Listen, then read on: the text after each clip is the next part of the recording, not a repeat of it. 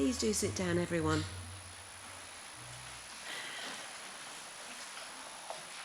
Well, good morning, and welcome to this special service of farewell for Julie.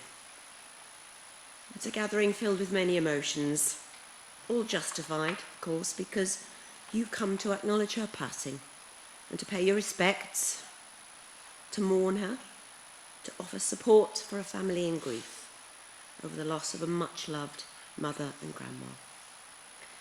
And we're never in any doubt about the sadness of the occasion when we attend a funeral. But in such circumstances, we should also take time to reflect upon the harsh yet simple fact that death is a part of life. It comes to us all eventually. So we must also think about the people we care about and try to imagine them mourning us when we die, and then ask ourselves, how much sorrow would you wish them to bear? And the answer, of course, would be neither too much nor for too long. You'd wish them to come to terms with their loss, to be able to move forward, and thereafter only remember the very best of the past with joy. And of course you would want them to continue life in a positive way. And so it follows, if that's what we would choose for those we'll leave behind when we die, that's what we have to believe is desired by those who've already gone. Today is a time and a place for mourning, for expressing the sorrow and sharing your grief, but it's also a time for giving thanks for the life that Julie had, and for celebrating the person she was and how much she meant to all of you. Strange though it may seem, celebration is an important part of a funeral service, because life is so precious and worthy of it. And Julie's 83 years of life were no exception.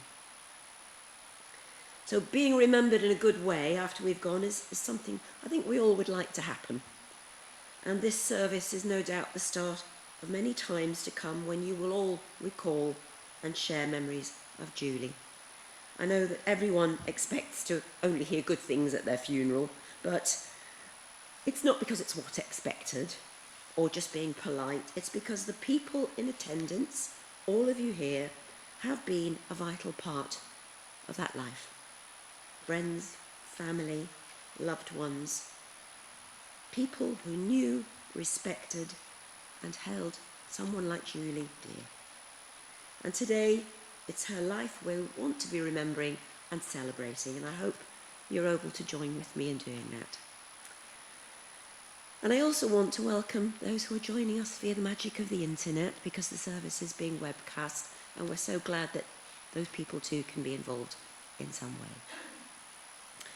Well, to begin with, I'm going to invite one of Julie's grandchildren, Sammy, to read a verse for us. Sammy, do come up. I've got it here for me. Nice big letters. You can shed your tears that she is gone, or you can smile because she lived. You can close your eyes and pray she'll come back, or you can open your eyes and see all she's left. Your heart can be empty because you can't see her, or you can be full of love that you shared. You can turn your back on tomorrow and live yesterday, or you can be happy for tomorrow because of yesterday. You can remember her and only that she's gone, or you can cherish her memory and let it live on. You can cry and close your mind, be empty and turn your back, or you can do what she'd want, smile, open your eyes, love and go on.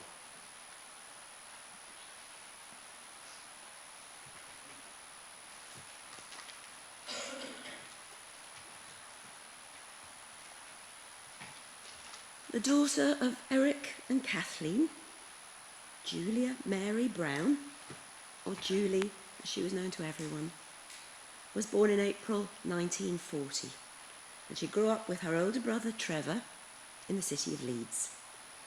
Although the family did move around a bit, to Bingley, Rotherham, Sheffield, all owing to her father's work as a manager for Yorkshire Bank.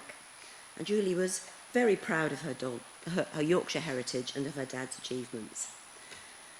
Very sadly, her mum died in the early 60s, by which time Julie was training at Leeds General Infirmary in nursing. She used to speak about driving around Leeds in her little mini car, the one in which she later taught Ike to drive. And of course, I say little mini car, and that was back in the days when it really did live up to its name and it was actually mini. When they met, Ike was completing his master's degree at the university at the time. And they married in 1964.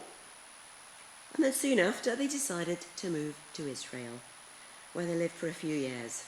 And of course, it was a place they were both particularly fond of and returned to on numerous occasions, along with children Ruth and John. In 1973, they moved to Congleton, where Julie pursued her career as an operating theatre sister. She worked at hospitals around Stoke-on-Trent. Yorkshire had been considered as a place for settling down, near to Julie's family and roots, but they decided upon the house in Birch Road, which has very much remained the family home, even after the children, who were still very young when they moved there, had grown and flown the coop. It was still close enough to allow for visits to Yorkshire, of course, of which there were many. Ruth particularly remembers going to play in Roundhay Park. And other family trips included visiting Julie's friend Marita in Finland. It was a friendship she'd started in the late 50s, which John believes came about after Julie had gone to work as an au pair. Again, Ruth particularly has a memory of having to be rowed in a little boat over to the island to get to Marita's home. And there were many visits to visit Julie's brother, Trevor, and his family, who lived in France. And I'm delighted to say that his children, Julie's nephew Steve and niece Becky, are here today, representing that side of the family. So Julie loved holidays and travel, and had some fantastic times in the USA, but especially Australia, after John and the family moved there. And she and Ike would visit them for 4 or 5 weeks at a time, so had plenty of opportunities to catch up and spend time with grandchildren Ben, Chloe and Lucy, and daughter-in-law Julie. And of course Ruth, Shane, Sam and Callum were a bit more readily available for more frequent visits here in the UK. In retirement, Julie kept herself busy. A variety of clubs through the U3A, some with Ike, and others, such as her Indian cookery course, on her own. She was a member of a jazz club, along with friends, which went on trips. Now, bearing in mind that in 2008, Julie had suffered a stroke, which certainly made things a good deal more difficult. But she carried on, and she seemed to cope really well. And as a member of MADIS, the Young Stroke Survivors Charity, alongside Ike, who was president of the organisation for a while, she continued to do some valuable voluntary work. And even after having a hip replacement about 12 years back, she still wanted to be active. So National Trust properties and going for walks were always on the agenda. When she wasn't out, there was her book club reading to catch up on, or perhaps just to enjoy sitting in her garden, watching her very well-fed birds coming and going. More recently, she'd missed Ike terribly, which is only natural after sharing a lifetime of companionship and so many lovely things together. But we shouldn't let thoughts of that take away from what they had in their wonderful 58 years of marriage. Those are the memories we keep and hold dear, aren't they?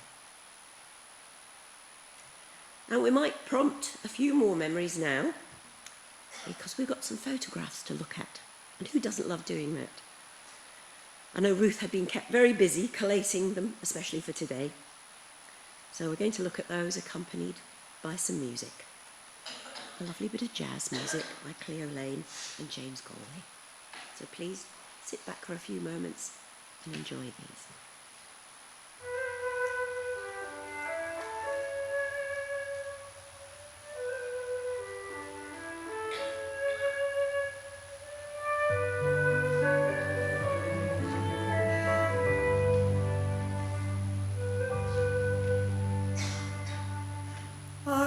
see a distant light, hear the music all surrounding, that shatters the silence so heavy to bear, lifts my soul into the night, fills my heart with love abounding, and brings me the peace we all surely will share.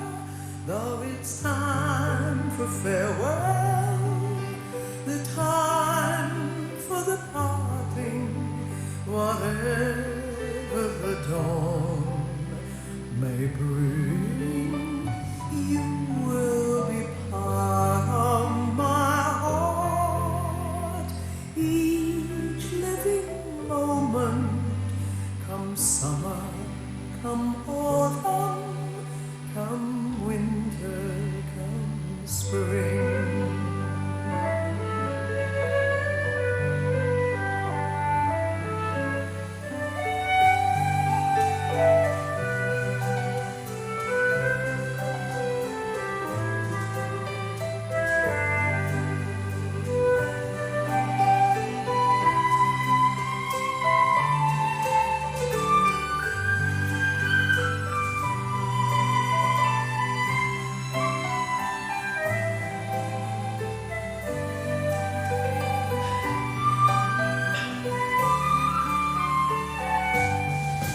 Now it's time for farewell, a time for the parting, whatever the dawn may bring, you will be part of my heart.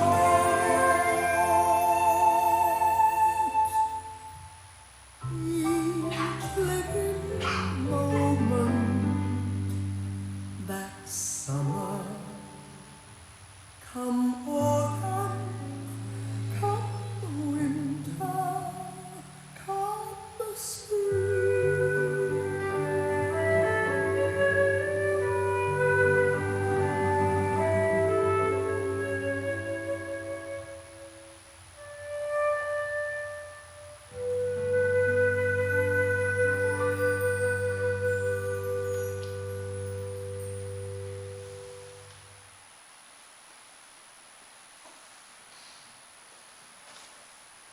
I'm so glad you included that photograph of the rowing boat.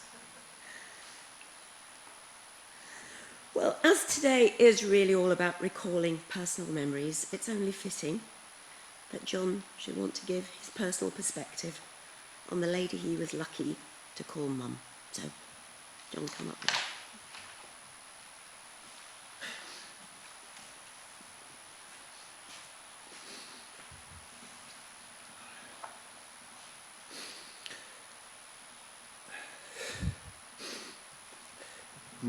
Mum was a busy and organised person.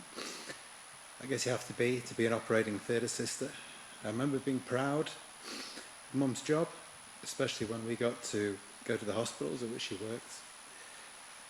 As an example of her organisation, we used to sit down for dinner as a family in the kitchen every night at 6 p.m. on the dot, often to be regaled by stories from the operating theatre, either of shocking health conditions or shocking behaviours of Mum's colleagues. One story stuck in my mind: the surgeon for whom a separate packet of biscuits was bought because the surgeon did not wash his hands after surgery. These dinner table chats probably had a significant influence on my career choice as a health economist, where I try and tell doctors what to do. Another example of her organisation, but also her support for her children, was that during my mid-teenager vegetarian phase, she would spend a considerable part of her Sundays making me a stock of fresh vegetarian meals for the week, which were delicious. Mum and Dad had a robust relationship involving both humour and irritation, but there's no doubt they loved each other very much. One story I remember typifies their relationship to me. They were at a party And for some reason, Mum was talking about how they put a special chemical in public swimming pools that turns the water a different colour if people pee in the water. My dad turns around and asks her whether she knows this through personal experience. I think my mum's reaction was a mixture of humour and irritation. Holidays were always a highlight, and we went on many camping holidays in the UK, Europe, trips to America and Israel, skiing in Andorra. Mum would occasionally let her hair down a little on holiday, and I have a few recollections of her getting a little tipsy, involving much uncontrollable laughter. My sister, Ruth, reminded me of a particular incident during a holiday to America and Disneyland and the Matterhorn roller coaster. Mum was not a fan of roller coasters, but you couldn't see this ride because it was inside a mountain. And so for some reason, she came to the conclusion that it was a gentle ride, maybe with some input from her children. So we queued for a long time and made our way to the top of the mountain. Sometimes you wonder whether people on these rides scream for fun. Mum was not screaming for fun. We spent the rest of the day trying to locate Mum's glasses, which had flown off during the ride. And when we got to the lost property, we were amazed by how many pairs of glasses there were there. Whilst undergoing surgery for an aortic aneurysm, she experienced a stroke in 2008, which had a major effect on her life. But with the support of Dad, she acclimatised to living with her condition and enjoyed many trips over to Australia to enjoy time with her Australian grandchildren, who enjoyed being spoilt by their grandparents. Since Dad died last year, Ruth has spent a lot of time caring for Mum. I think he's seen her literally every day over the last year and a half. And they enjoyed going on outings, in particular to Chester, buying treats at Brown's of Chester, walking round the city walls, boat trips on the River Dee and watching the town crier. Asprey Mere was also a favourite destination, stopping at the cafe for toasty and coffee. As well as busy and organised, Mum was a generous person who gave her time and effort to people and causes she believed in. She will be missed.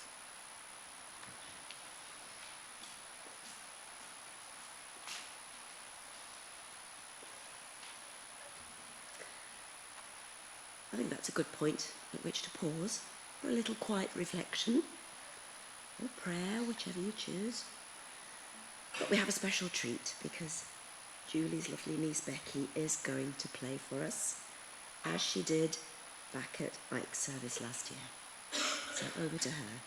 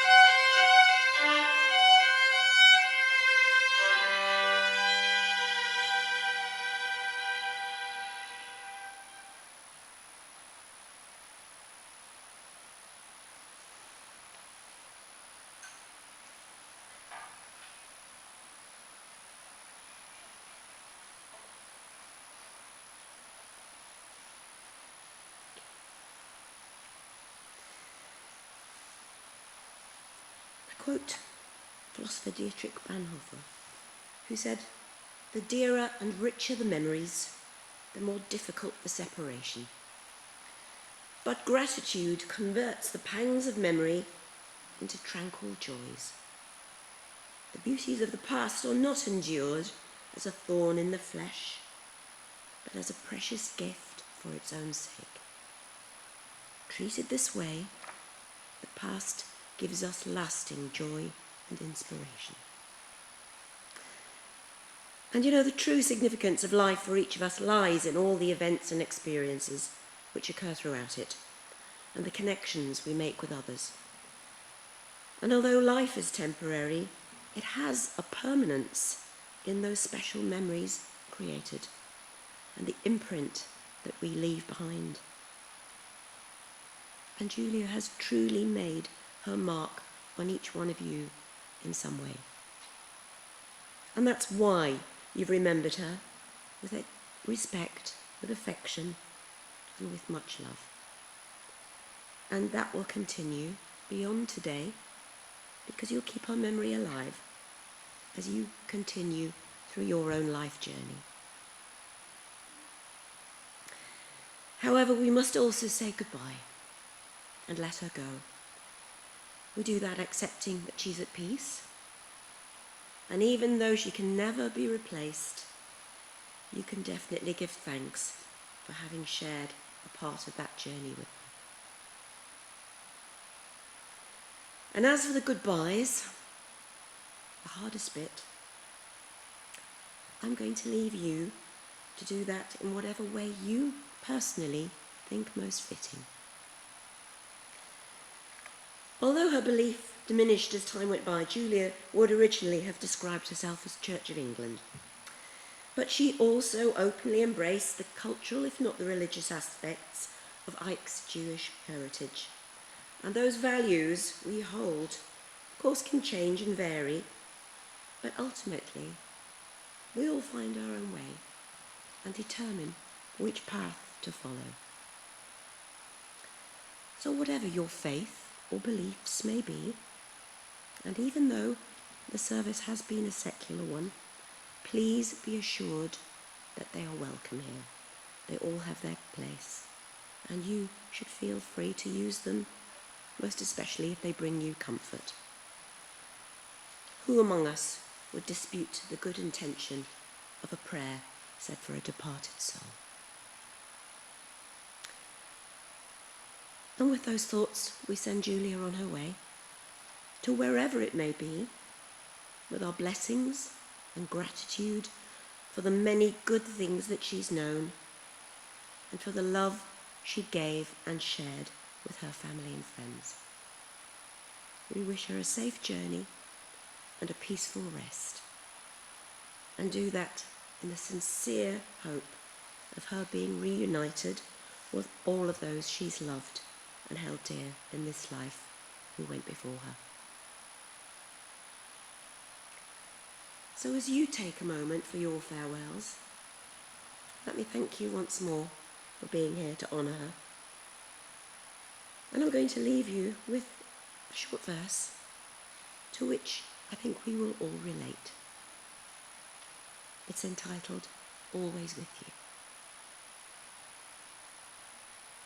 Your mother is always with you. She's the whisper of the leaves as you walk down the street.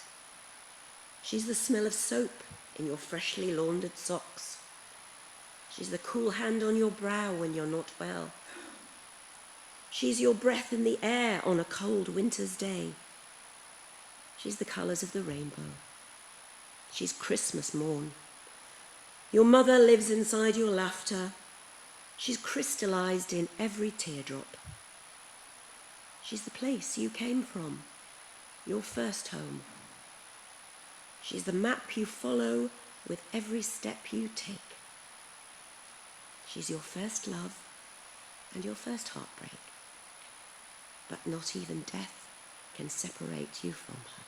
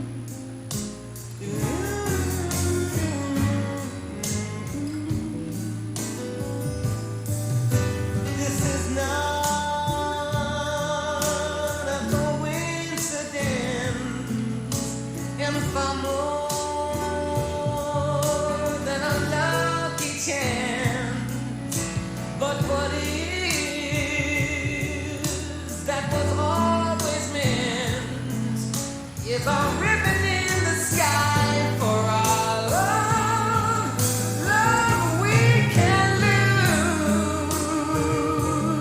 lose. We've got on our side, we'll find strength,